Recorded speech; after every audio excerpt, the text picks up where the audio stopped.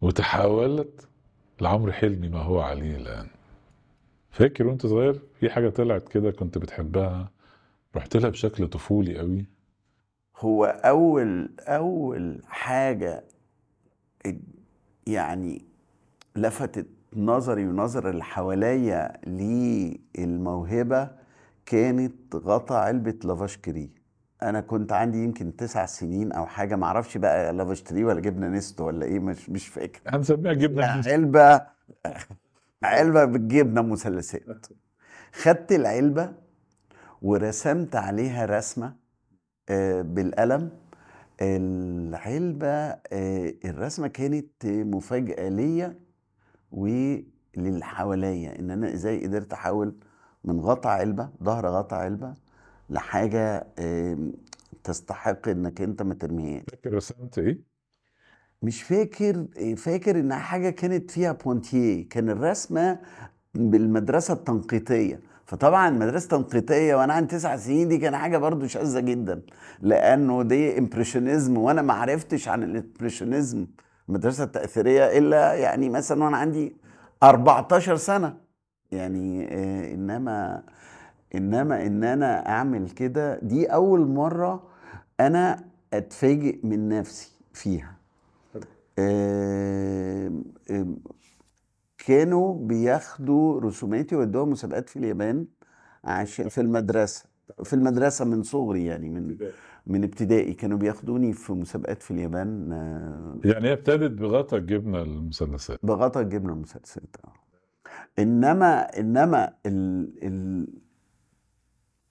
التأكيد على احترافية او يعني على ان انا طول عمري في دراستي كنت ان افريج بيرسون، مش بتاع مذاكرة، بتاع قرايه جامد جدا بس مش بتاع مذاكره.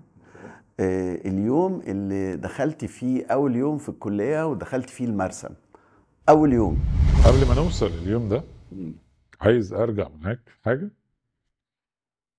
آه بعد غطا الجبنة، مم. تمام، لغاية ما وصلت للكلية، مم. لو قلنا تطوره كده معاك في المدرسة، مم. كان انت بتقولي كانوا بيودوا رسوماتك بره وكده، مم. هل انت فضلت مستمر في الرسم؟ فضلت مستمر. دي طاقة. أول حاجة المناخ اللي أنا اتربيت فيه كان مناخ غريب جدا جدا جدا. أبويا كان مسؤول عن شركة إسمنت، وكانت الشركة دي في حتة ريفية اسمها كفر العلو في حلوان، مدخل حلوان بعد ركن فاروق.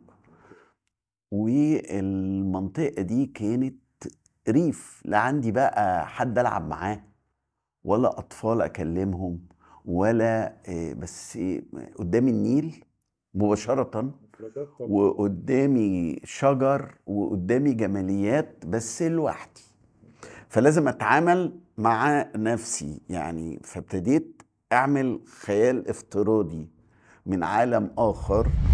امتى فهمت انك لازم تغلط؟ و يعني انت سمحت لنفسك انك لازم تغلط؟ هو الغلط ده جزء من البروسيس بتاعي، لازم، عشان انا كل حاجه بعملها ملهاش سابقه، فما عنديش اي نوع من الريفرنس، لان ببني على حاجه غير مسبوقه، فتوقعات ان انا اعك عاليه جدا. يعني ولكن شغلي كله ازاي اطلع من العك حاجه بيرفكت. يعني انت بتقول ان النجاح بيجي من الغلط اساسا، بيتولد مع الغلط. فور شور. انت عارف ان معظم الشباب اللي بيبتدوا في حاجه بينجحوا فيها اول ما بيغلطوا بيعطلوا بيوقفوا، بيقول لك انا كده خلاص فشلت كده. انت النهارده بتقول معنى قوي جدا، ان النجاح ده لازم يتولد من تجارب خاطئه. زي الكوره، انت ما تقدرش تتخيل انك انت في ماتش هتطلع هجمه وتشوت شوطه واحده ويجي منها الجول. فالنجاح بيجي عن طريق نظرية المحاولات. بتعمل 10 شوطات باتنين منهم بيجوا في الجون. فانت لو انت بقى باني الموضوع ده على انك انت بتكون الهجمات دي والاتمتس دي، هتبص تلاقي نفسك بالنظريه البروبابيلتي ثيري لازم هتجيب جول. ايه الغلطه اللي غيرت حياه عمرو حلمي؟ الغلطه اللي غيرت حياتي كانت المطبخ النوبي. اوكي. المطبخ النوبي جالي واحد صديق عزيز عليا قوي، بقى صديقي يعني، بس هو كان جاي ككلاينت، هو مراته سويسريه. وبعدين جم قالوا لي عاوزين نعمل مطبخ. قلت لهم انا عندي فكره كده نفسي اعملها، انا عاوز اعمل مطبخ نوبي. وهو بيتهم كان عامله حسن فتحي، فالبيت الهمني انه لازم المطبخ يبقى نوبي.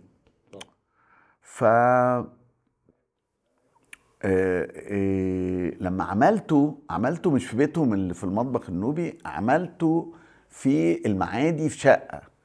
فعملته فلات وعملت فيه شكل الحاجات النوبي وبتاع. بعد ما خلص زعلت جدا من نفسي، ليه بقى؟ لاني اتهمت نفسي بالجبن الشديد، واني ما طبيعة المهنة والمطابخ خلتني امشي ورا المهنة مش ورا مخي الستاندرد. فرحت عملت المطبخ الشهير بتاعي اللي طلع بقى في نيويورك وفي كل حتة في العالم، اللي هو مشيت على قباب وفولتات وارشات والى اخره عشان يبقى المطبخ شكله زي فعلا، واتعمل من حيطان ما اتعملش من اخشاب. فالمطبخ اتبنى. بس الغلطة بتاعت الفلاتنس بتاع المطبخ الاولاني خلاني اوصل لان انا اطور نفسي جامد جدا جدا جدا، وده في الثمانينات يعني كانش فيه ريفرنس خالص. هل عمرو حلمي بيحس ان هو متصالح مع اخطائه؟